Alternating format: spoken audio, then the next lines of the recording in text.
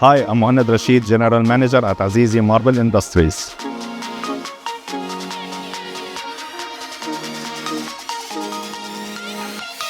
We have established Azizi Marble Factory in 2024 to meet the increasing requirements of Azizi developments.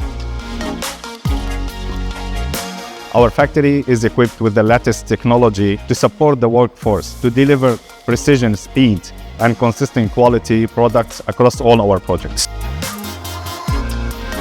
Currently, we have more than 300 workforce.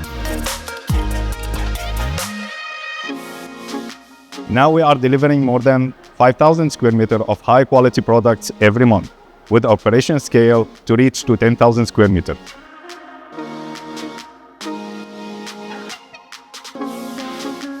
By end of this year, we will have an expansion phase and moving to our new facility at Qizad in Abu Dhabi, with a space of 18,000 square meters, integrating both operation and the storage facility. As we prepare to support the construction of the Burj Azizi Tower, our industrial powerhouse is ready to write the history in the world's most ambitious development.